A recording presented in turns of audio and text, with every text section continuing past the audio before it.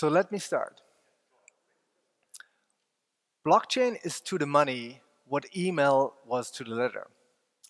Blockchain is to the money what email was to the letter.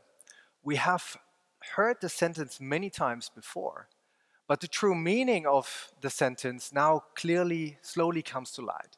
As you all believe that in the next 5 years, crypto value might go up, it feels like we've reached a Gutenberg moment. Just like the printing press back in the 19th century has freed up knowledge to a new degree by printing letters on a paper, the blockchain technology and cryptocurrencies have freed up the whole monetary system. And we not only see that in Turkey, but in all different kind of countries. And countries are starting to compete against each other in terms of jurisdiction, infrastructure, and it's a very exciting time to be in that space. So that's why I'm talking about cracking the crypto code and the next growth wave driven by institutional investors.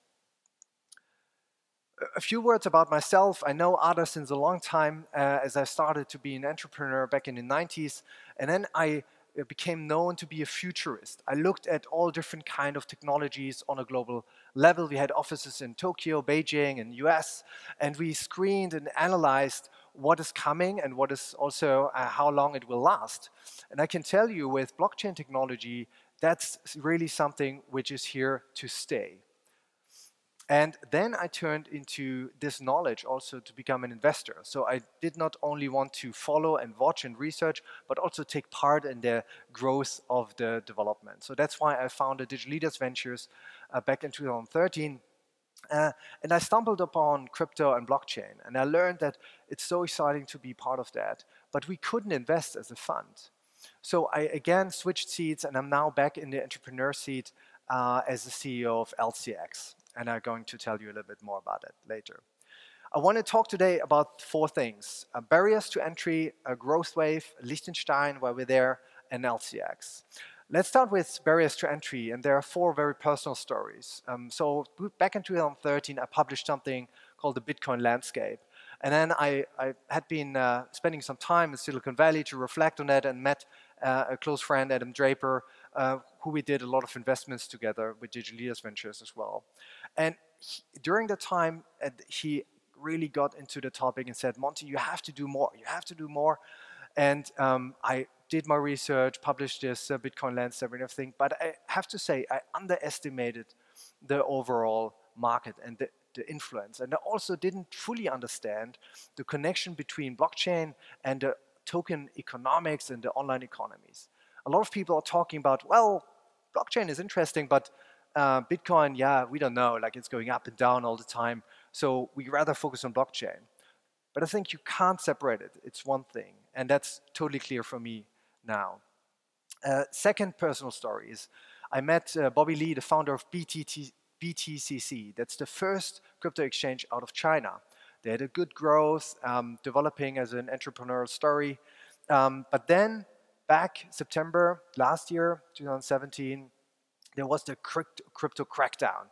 So BTCC had to close down.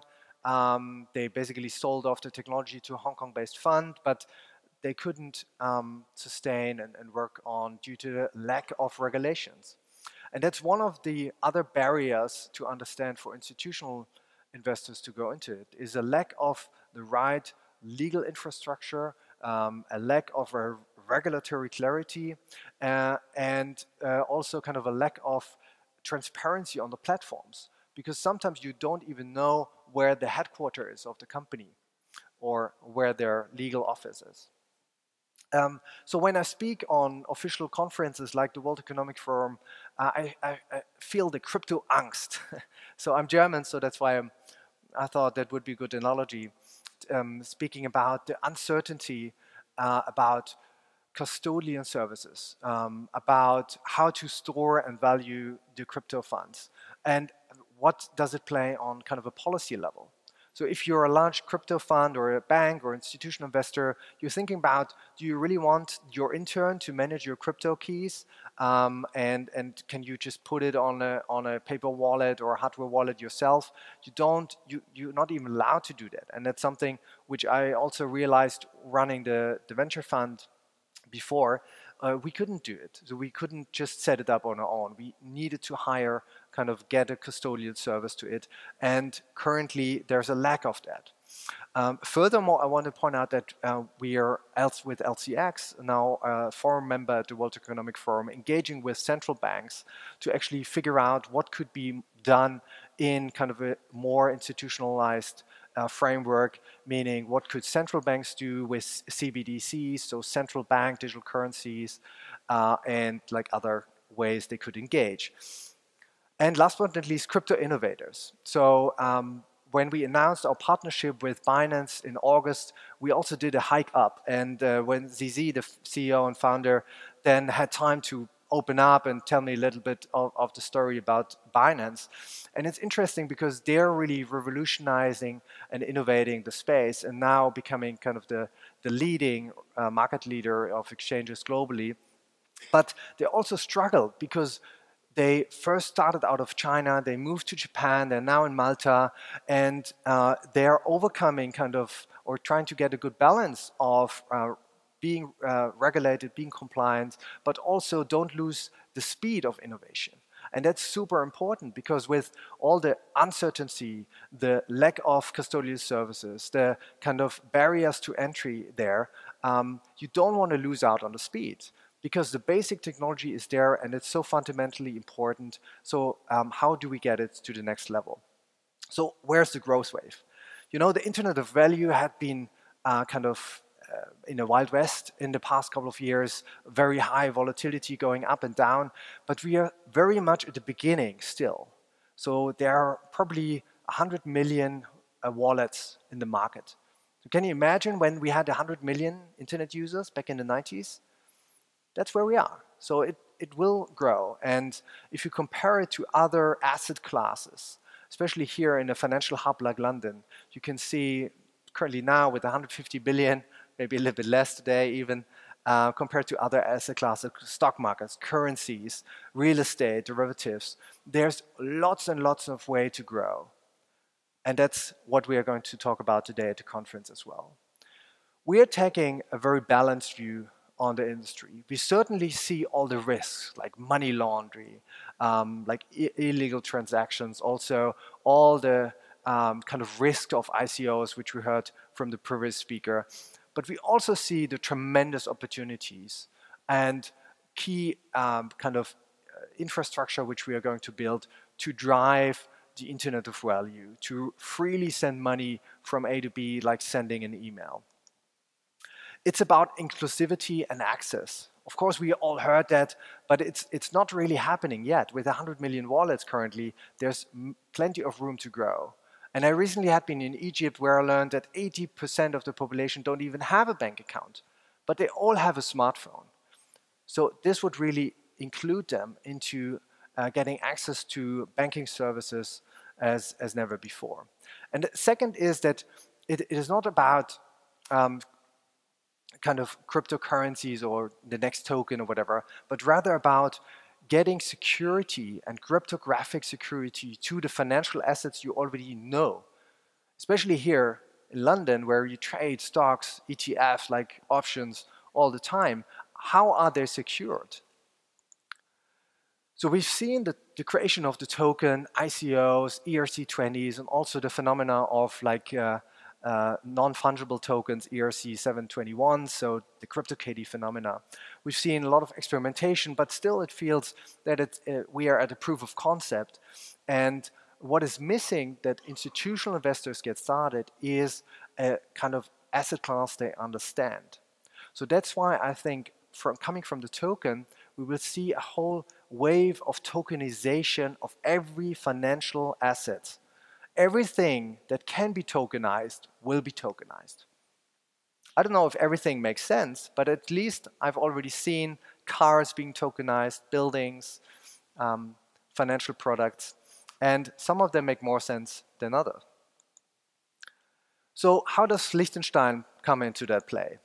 It's this little country next to Switzerland, landlocked between Switzerland, Germany, and Austria, with a population of roughly 40,000 people. And we did a long research and looked at Malta, Singapore, Hong Kong, even Bermudas to place our company. And we put the L in our name because of the upcoming blockchain laws. The government had a working group for over 2 years and developed something called the Blockchain Act. And they see the token as a new legal element of what they call the trustworthy technologies. So that's all kind of blockchain technologies in a way. And they see that, or they define the token as a container which could be filled up with all different kind of rights, securities, music rights, IP, ownership of property. And then they categorize the laws. So they don't have to do like everything from scratch, but rather say, if it's an IP right, please look at the IP right laws which are already there. So they just see it as a legal instrument. And they also clearly categorize it in utility tokens, payment tokens, and security tokens with different ways of getting licenses or things you have to do. On top of that, if you think about tokenization of financial assets, they defined all different kind of roles. And I don't want to go into all the details, but probably pick up the top in the middle, the physical validator. So if you want to tokenize this building, there's actually somebody who comes in, like a notary or trustee, who checks that this building is legit, it's this big, it's actually here, and it's owned by this person. And then when it's being tokenized, the physical validator is liable that this building won't be sold like back off in the behind without the token holders being informed or anything like that. So it is creating the basis before everything is listed and written in the blockchain, which then can't be changed anymore, that the starting point is getting right. And there are more things there. And then talking about LCX. So we announced our partnership with Binance in August. So that's the Prime Minister of Liechtenstein, Mr. Hasler, Zizi, and me talking about it. But it's more than this partnership, where we got a lot of buzz around. We're really creating a crypto ecosystem for professional investors. So LCX is establishing a blockchain ecosystem for professional investors, enabling them to manage security tokens and other crypto assets in a manner that complies with legal and regulatory requirements. And there are a lot of things which create a lot of headache for us and keeps us up at night, because it's not clear on how do we really go that path. But we're working on that with strong partners and getting started. So there's a bunch of kind of portfolio or products which we are going to roll out, and I want to point out two. So the first thing is LCX Terminal, which we've now started in a closed beta, where we onboarded a few kind of top crypto traders from the US and from Asia who already run several crypto trading desks. And they need like kind of a Bloomberg trading terminal, which they're used to from the old world. And that's what we are creating with LCX Terminal. So it connects to different exchanges, Binance, OKX, Bittrex, whatever, and you get a portfolio overview, and you can trigger trades on each exchange. And then more importantly, you can then trigger and export audit reports, portfolio analysis, profit loss, and tax reports. Because if you're a legit financial institution, you're trading on these exchanges, then you also need to do kind of your portfolio analysis and audits. And currently, it's very complicated to do that. And then on top of that, we are developing kind of auto trading algorithm, arbitrage opportunities, and all these things.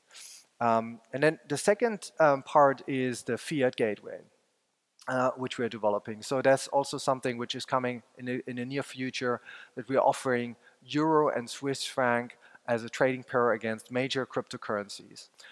So as an institutional investor or professional investor, you want to have a reliable way to go in and out of the industry. And then you can plug in your Binance LCX and Binance into the LCX terminal. So you have your one view of your whole portfolio. And then as you can see, there will be also LCX Vault, where you can store your crypto, and which we also do with a core partner, and then LCX Exchange, where we start with a variety of crypto assets and then in the future security tokens as well as a new asset class of tokenizing financial assets. So I spoke about the barriers to entry, the growth wave of institutional investors, and how can we overcome these barriers. I spoke about Liechtenstein and how it could become a role model on the globe in terms of getting it right, in terms of the blockchain laws, and LTX and what we are doing over there. And I want to end up with a quote from a musician called Avicii, who wrote in one of his songs, "Press play, fast forward, non-stop.